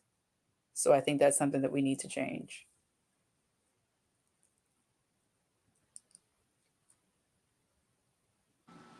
Would you agree Ron with is that? asking me how do we get there as men to be able to talk to somebody when we've been traumatized? And to answer your question, you need to start talking to people that you trust. It's not easy. It's not as easy as you think just to randomly open up, though. No, it's not. I'm not talking about being randomly opening up to some random. Random for us. It's not random for who we're talking to. It's random for us when we're going through something and we're Oh, I just see. with our friend, and all of nowhere we're just like, man, I'm going through some shit. Out of nowhere, how do they respond? And they're traumatized. Like, say me and Devon, for example, we both grew up in the black community, no father, right? Poor as shit, being told these things, these toxic ass things, how we're supposed to be, what we're supposed to do, how we're supposed to feel or not feel.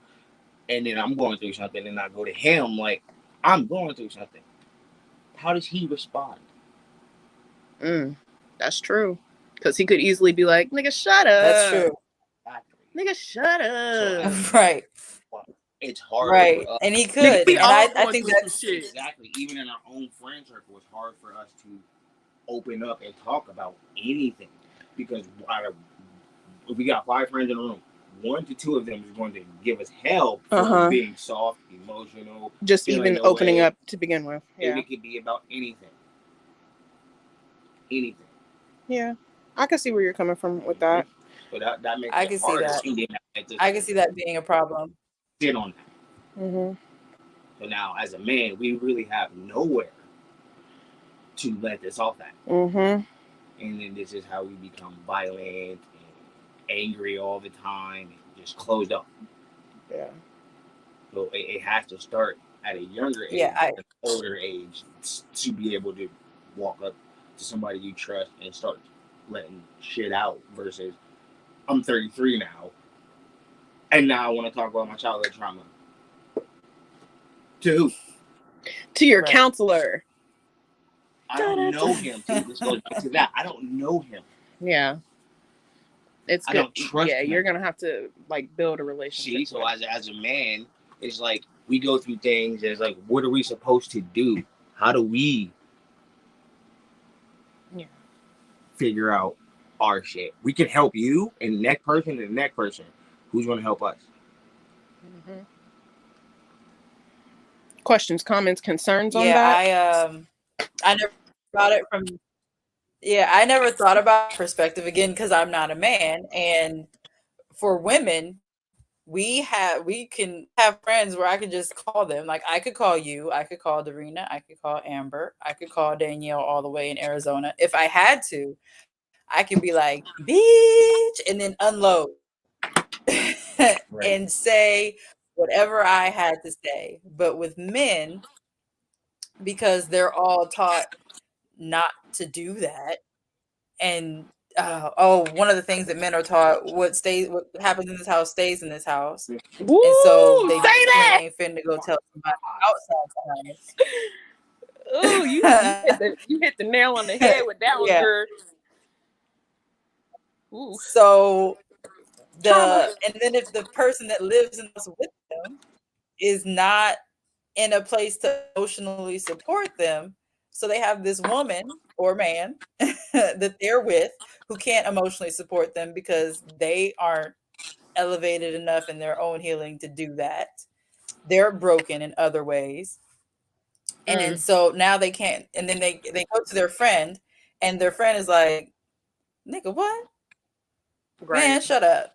And then like misses them. And so now they feel like they have no that we have to stop doing. I like men should congregate more in the way that women do. Like women will literally just get together to catch each other up on life talk. Men get together and they're watching a game, they're playing a game, or it's some type of function, but they're not talking about real things. They're talking about, oh, I got a new grill. Video game. Yep. Exactly. Smoking in silence. Drinking in silence. In silence. Everything's happening in silence. But there's no like real conversation. Right. There's no real conversation amongst men. And I think that's something that men have to change for themselves. We can't change that for you. We can encourage you to do that. Right. I think that is the important part. We can encourage you to do that when necessary. And I know from what I've seen my relationship and the friends that he has now, and the one in particular, they have created a more safe environment to where I know that they do discuss certain things. It may not get deep, but I do know that he, outside of me and outside of his mother and outside of the mother of his kids, he does have a male that he has now built a relationship with that has given him a safe space to at least have certain conversations. But I think that's a tribute to that person in particular. I don't think that he really had that amongst his other friends. It's just this particular person moves differently and looks out for his friends in a way that is loving. It's from a place of love, like genuine care for his friends. And so I think that has created a situation where if something was going on with me or the mother of his kids and he didn't want to tell me, or with his mom or something like that, and he could just casually mention it, and his friend would say something to him about it, and they come to some type of understanding of the situation. He gives advice if he can, or he just shows empathy, like, man, I'm sorry that you're going through that. That sucks. Do you need anything? That's the type of friend that person is for him. And I think more men need to step up with other men, like how women step up with women when it comes to that type of thing. And again, that's not something, like I said, we can support them in that. Like, would he say he's going with his friends? Great, go have time with your friends. I want him to have time, people outside of me, and not feel weird about it, because he needs to build relationships where if something happens to me and I die, I need him to be able to seek emotional support in other people, because I was his emotional support at some point. I'm probably his And feel greatest safe in emotional doing support. so. Yeah. Right. And if something happens to me, like if I'm, in the hospital or in a coma or I die, something like that, he needs people that he can go to and be able to really express how he feels, so that A, he can grieve properly, Right. and B, so he can heal properly and move forward. It's going to be traumatic for him regardless. Can't stop the trauma part. But to be able to express the emotion and heal from it is important. And he needs to be able to find that in other men friends. A female's perspective and a man's perspective is way different. And men have to step up for men in this case. Agreed. Also, it's like they're so quick to add to that, men stepping up for men when their partner dies. You feel me? Drive by, whatever happened. They're so quick to be on Facebook. Oh, that was my dog. That was my homie. I love that dog. I love him. You can't say that to him when he's here, though, right? You can't say that you love your man's. That's your man's. You don't love your man's. You don't love your man's enough to talk to him about what he's going to do. I think that's part of that's part of the unfortunate part about being male, is that you can't express your genuine love and concern for another male without it turning into you being gay. So that's a problem, because I can say all day that I love Katie. I could post on Facebook how much I love Katie. And while some people gonna think that means we sleeping together, most people aren't. People that know us be like, yeah, they together. But people who don't know us aren't gonna even think twice about it. I post about my wives all the time. And when I use the term wives, some people don't understand. But the people that know, now that it's been 10 years, when I talk about the wives, they know who they are. They know it's not a physical relationship or anything like that. But me claiming my love and devotion to a female isn't any type of way at all. Right.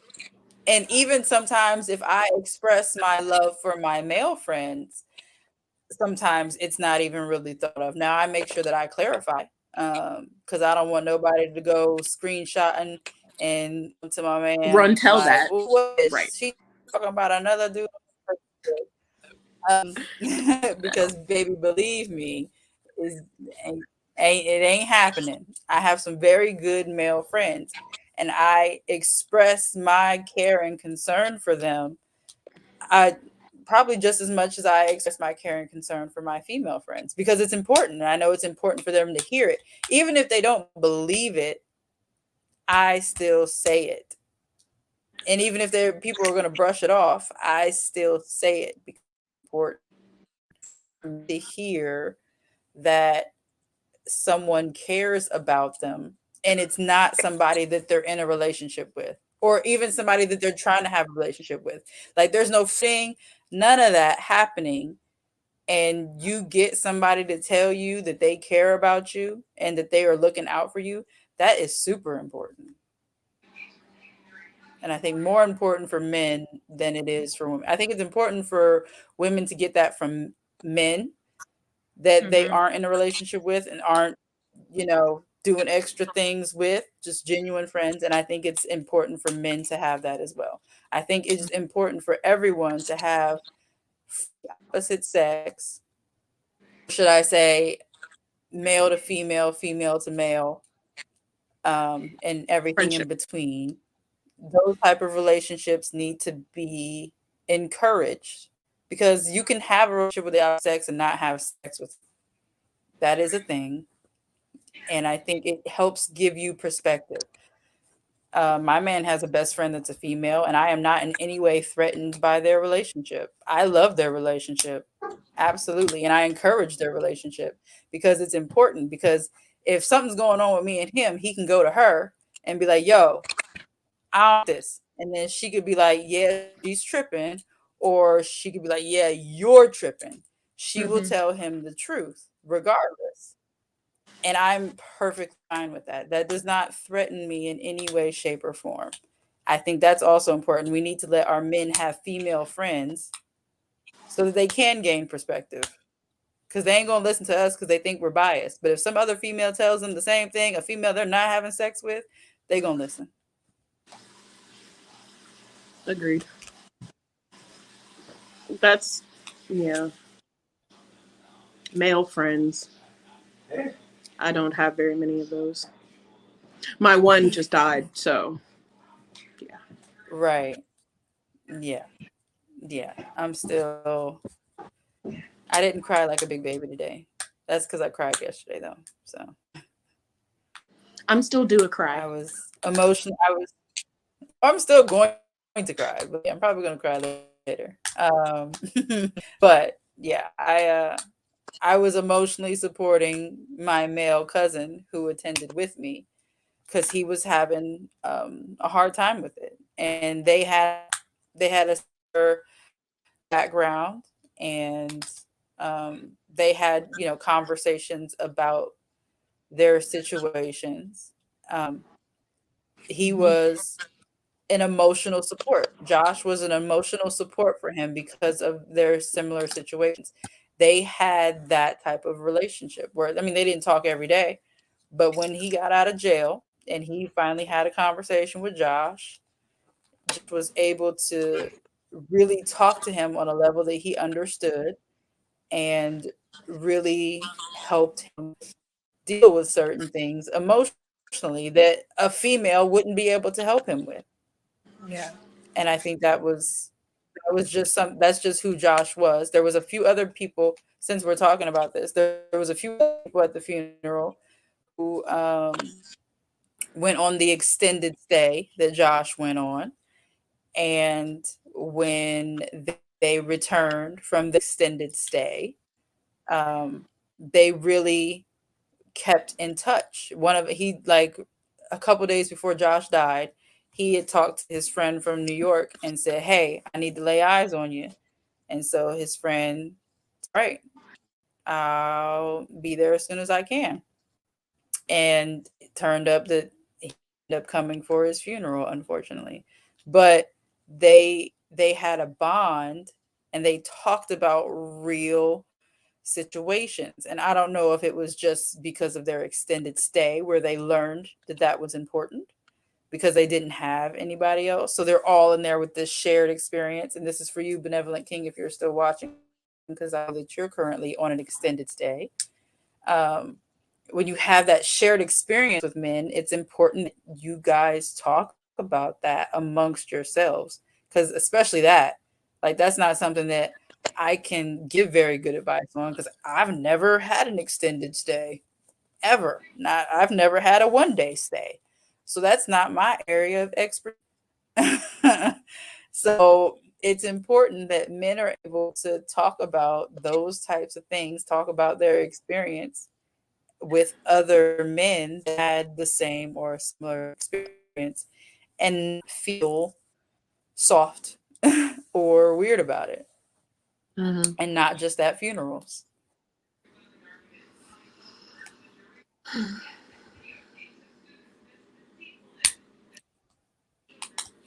you see Takai's comments? Yes, I can. Okay. Go ahead and say what you were going to say. It's regarding her comment. The ain't shit to worry about. Okay. Suck that shit up. Yeah. Man. That shit is annoying. Because it's like, absolutely, bro, if you were in the same situation, you'd want to be talking to me about this. So why aren't we talking about it? Bro, right. I'm not trying to hear that shit. Right. But then I've heard that. Bro, right. I ain't trying to hear that shit. I've heard that one. I have heard that out of a man's mouth to another man in regards to something that they really probably should have talked about. Like depression, anxiety. Yeah. Yeah. I've definitely heard that. Now, but they're be situational. Be the same ones on there. Oh, he was depressed. I love my bro. He shouldn't have did that. Mm-hmm. But bro, he was just trying to talk. I wish he had told me that. Mm-hmm. I wish he had Regina told me. Hall's son. Regina Hall's son. What happened there? He just committed suicide. Oh, Jesus. See. And so it's like, what? He was, I think, 26 years old or something like that. He just had a birthday. His mom is this, famous person. Mm-hmm. So the resources were likely there, but he just committed suicide. We have no idea because I haven't been following the story. So maybe they have released it, but like at the time, nobody knew. And I feel like it was because he didn't have anybody who really was willing to talk. And again, the whole Black men in therapy thing, they feel like they can't go to therapy because that's a whole other thing. And so they have no one in their life that they can talk to. And things just compound and compound and they fall apart just like everyone else. We don't talk about men's mental health until they kill themselves. Right. Or have a whole breakdown.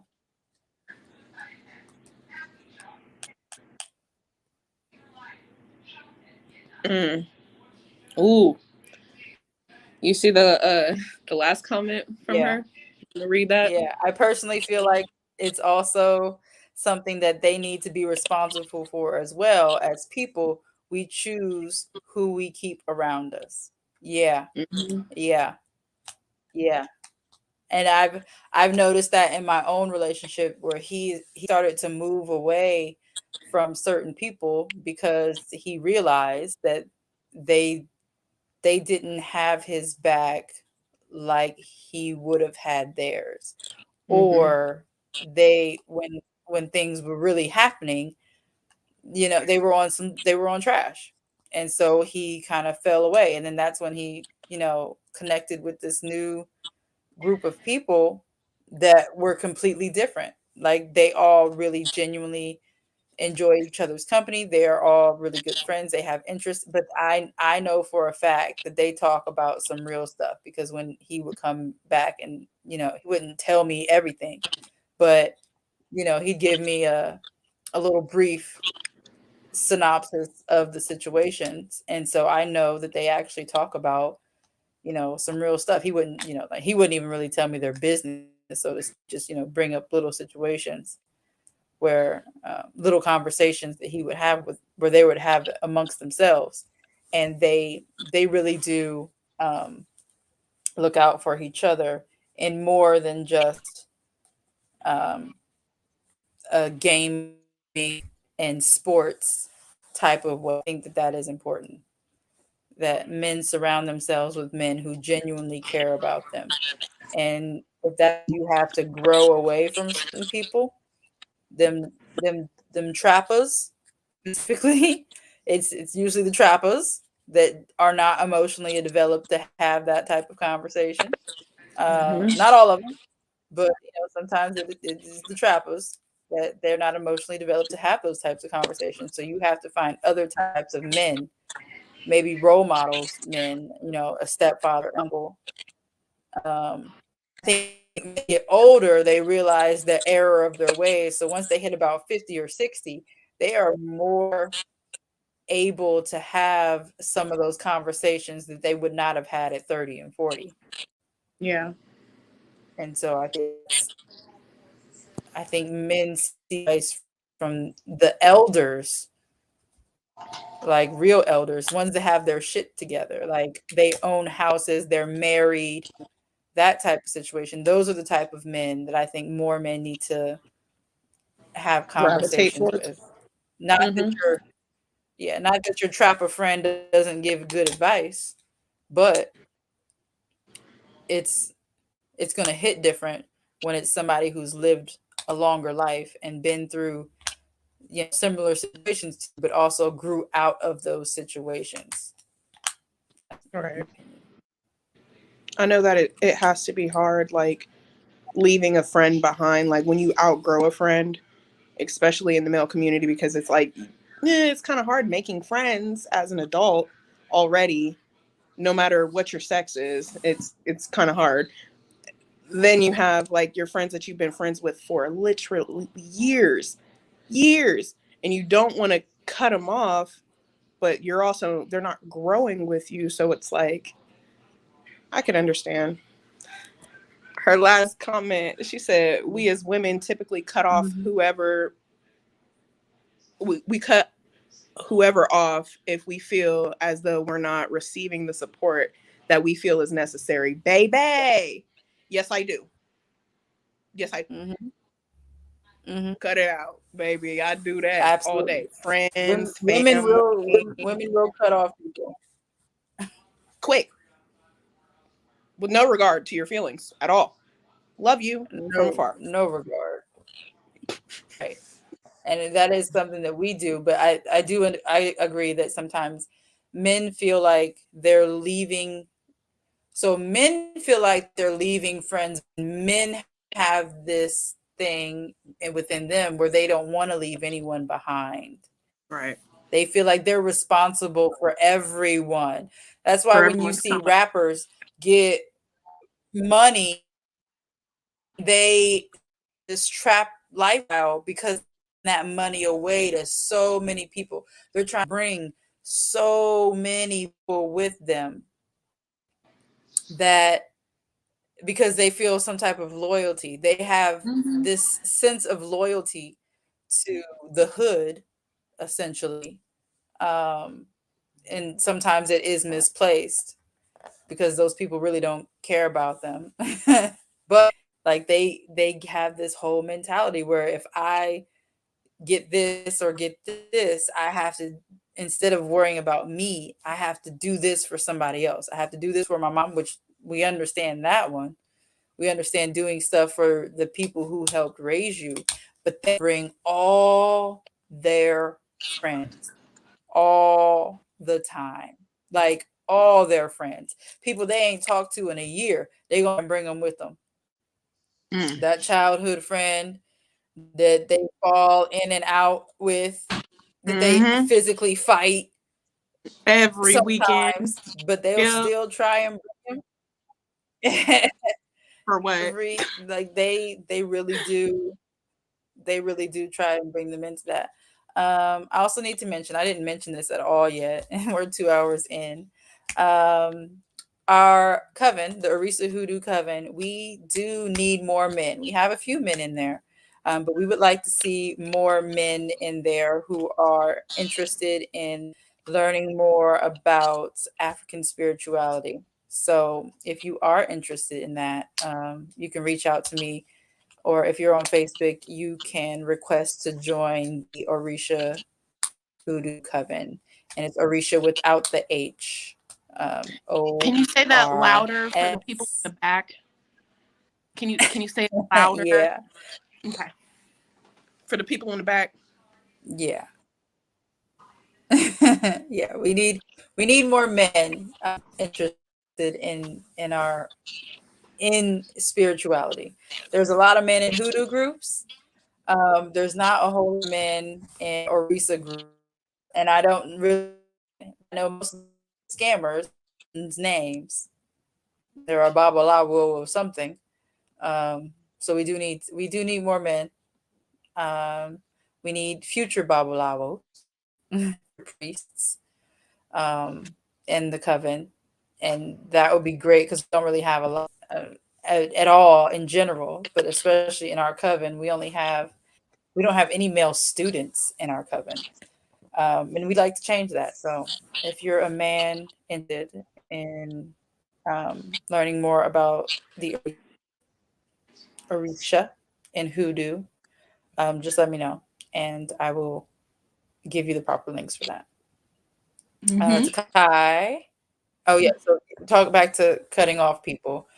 Men try to bring the whole hood, and that's something that I think is detrimental to them as well. Yeah. How do you feel about the whole hood? Baby, the whole hood? No, we can't do that. Maybe one or two selected few from the hood that's willing to grow with you, help build you up as well. Man, because some people don't want to leave the hood. You got to understand that. Some people are not emotionally intelligent. Some people don't want to be emotionally intelligent. Some people are just here for a good time. You know? They're not here to change anything. They're here for a good time. I say we leave those people behind, and I think until it's their time to wake up. Right. And I think when you're trying to be better and do better, you have to let go of certain things. So some men don't let go of the hood themselves, and that's why they try to bring the whole hood. They're trying to bring the whole hood where they are, instead of growing themselves and allowing people who are ready to come with them. Right. So that's also a thing. I can't tell how many people are in here all together because the number keeps fluctuating and it only shows a small number. And the number on Facebook is different from the number on here. And the number on here is different from the one on YouTube. So does anybody else have any comments, questions, or concerns that they'd like us to address before we end this live? We have been on here for 2 hours and 13 minutes. I'm gonna say 2 hours because the first few minutes was just getting the life together. Oh, here we go. Benevolent King says, I disagree about men not talking to each other. It's just the responses need to be more benevolent.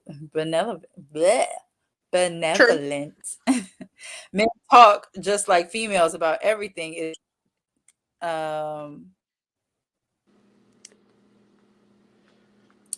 says, oh, I'm a 5%er, and I agree that Black people need to be awoken to their true self originally through spirituality, energy of essence. Yes, that's part of it too. A lot of men, I think that a lot of men not as in touch with their spirituality either.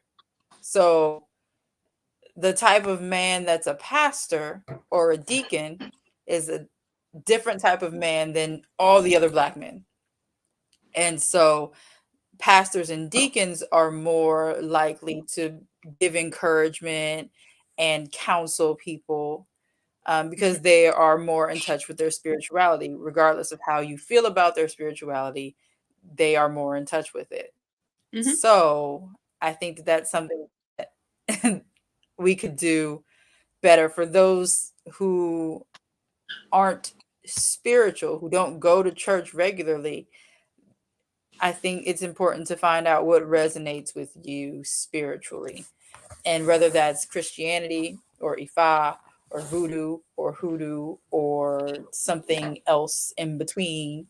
I think that's something that people need to find out for themselves too, because as you grow spiritually, your perspective will change immediately about most of the stuff that we talked about. That you will be able to find other men to counsel with and to have those conversations with when you are both in the same spiritual realm. And even if you're not in the same spiritual realm, being spiritual within itself, it opens you up to different perspectives, and you are more likely to deal with certain things. So I agree with that part 100%. Well, for me, my love, it's about dinner time. Okay. Finna cook. Well, thank you for joining me. I appreciate it. It was nice to have someone else on the screen with me that I can look at instead of just talking to comments. That was great. Thank you so much. Thank you, hearts. I can't wait to see you in person. Well, let me get this baked chicken situation popping. I love you. I love Facebook. I love you too. Thank you. All right, everyone. So yeah, we're at the 2-hour mark now. So I should be in tomorrow. I love you. Definitely keep the conversation going in the comments, and respond, and the community can continue to respond in the comments. But yeah, this was a very good conversation. Thank you to everybody who joined and weighed in. Thank you, Benevolent King. Thank you to Kai. Thank you, Kia. Thank you, Cassandra. Let's see who else. Thank you, Ron. Thank you, Katie. Thank you, Danielle. And there's some spammers in here. Thank you, Chef Justin. I think that's everybody. I'm trying to scroll through the chat to make sure I didn't forget anybody. I think that's it. So thank you, everybody who joined us. And we'll figure out what the next live is going to be. I haven't even thought about it. I try to give myself a day or two. By Benevolent King, you stay encouraged in there. Let's see. There we go. Yeah, I was able to put it up there. Okay. Yeah. So thank you everyone that participated. Thank you everyone who watched. I hope you gained some valuable knowledge from this, or at least perspective. Perspective is important. So I hope everyone gained a little bit of perspective, and even some ways that we can all do better as a community. Again, subscribe to the channel, watch all the videos, like all the videos. If you are interested in learning more about African spirituality, Ifa, Orisha, and Hoodoo, you can join our Facebook group. It is the Orisha Hoodoo Coven, and it is Orisha without the H. And we also have a new mentorship coming up, new mentorship modules coming up in middle of February. So if you would like to be serious about that, we do have a community outreach where you can really start to learn more about the practice. And then we have traditional mentorship that starts in February, where you really get to the nitty gritty of the practice. So we do have that, both those things available.